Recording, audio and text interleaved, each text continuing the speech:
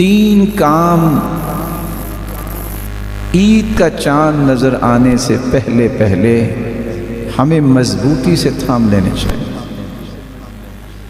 سب سے پہلا کام کیا کرنا ہے؟ سیدنا ابو بکر صدیق رضی اللہ تعالی عنہ کو اللہ کے رسول نے طریقہ سکھایا، اور طریقہ کیا ہے؟ اچھا وضو کرو، لگا کے وضو کرو۔ من توضأ فأحسن وضوءه، جو وضو کرتا ہے اور خوبصورت وضو کرتا ہے۔ خوبصورت وضو سے مراد کیا ہے؟ میں ہاتھ دھو رہا ہوں، مجھے یہ یقین ہونا چاہیے کہ میرے ہاتھوں کے گناہوں کو اللہ نے دھو دیا ہے۔ دل لگا کے میں ہاتھ دھوتا ہوں، جلدی سے نہیں۔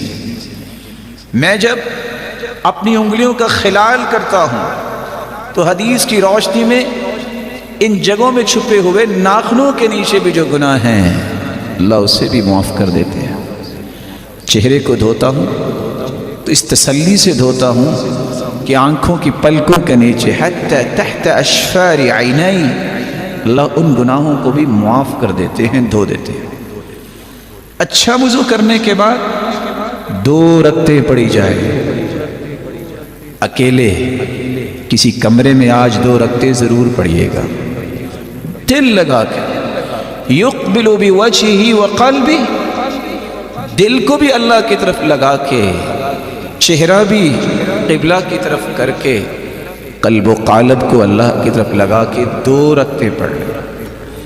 2 رکعتیں پڑھنے کے بعد لا یحدث فیہما نفسہ، ان 2 رکعتوں کو پڑھتے وقت دنیا کا کوئی خیال نہیں آنا چاہیے، کوئی اور دل میں بات نہ لائیے، سوچ کے پڑھنا میں اپنے رب سے کیا کہہ رہا ہوں، سوچ کے پڑھنا کہ سبحان ربی الاعلی اور سبحان ربی العظیم، میں کتنے عظیم اور بلند و بالا رب سے ہم کلام ہو رہا ہوں۔ 2 رکعتیں جو ایسا پڑھ لیتا ہے، اللہ کے رسول صلی اللہ علیہ وآلہ وسلم نے 2 خوشخبریاں دی ہیں۔ 2 رکعتیں پڑھنے کے بعد ہاتھ اٹھائیے گا، سب سے پہلے اللہ کی تعریف کیجیے گا، پھر درود پڑھیے گا، پھر دل لگا کے اللہ سے دعا کیجیے گا، اور 2 مرتبہ یہ کلمات کہنا نہ بھولیے گا، رب اغفر لی، رب اغفر لی۔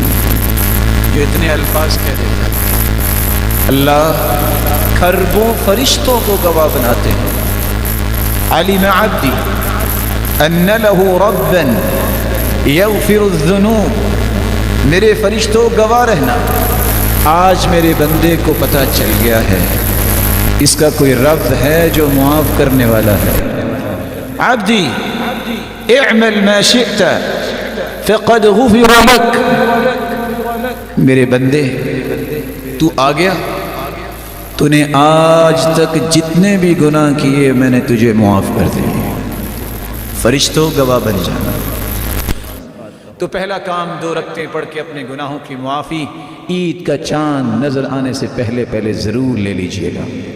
دوسرا کام، رسول اکرم صلی اللہ علیہ وآلہ وسلم نے فرمایا انما الاعمال بالخواتیم، اعمال کی قبولیت کا دار و مدار نیتوں پر ہوتا ہے، نیت خالص ہو تو عمل قبول۔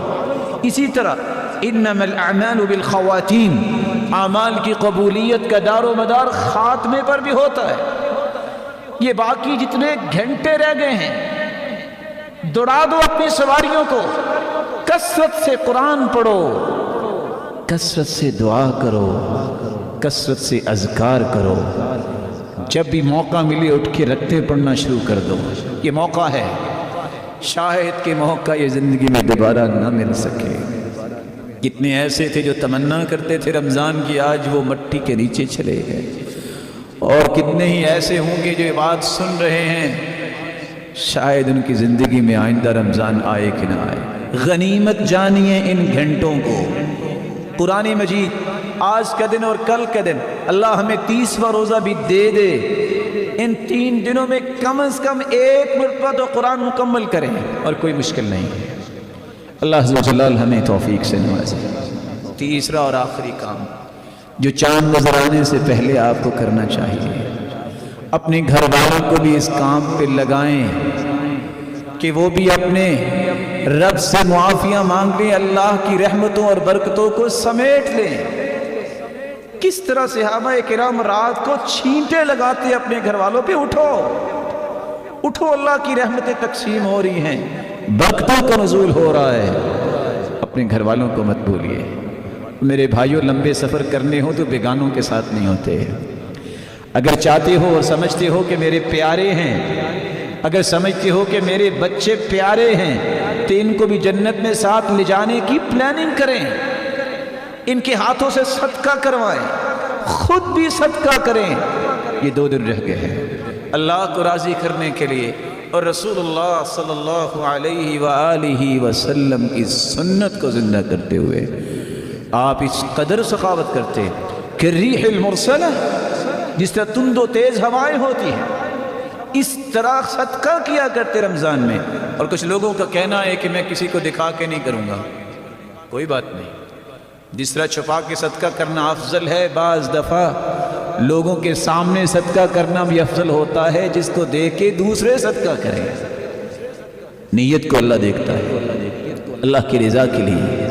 کتنے لوگ مسکین اور فقیر ہیں، ان پہ صدقہ کیجئے، وہ بھی عید کی خوشی میں شریک ہوں، ان کو بھی محسوس نہ ہو کہ ہماری خوشی کہاں، ان تک بھی اللہ کا دیا ہوا مال پہنچائیے۔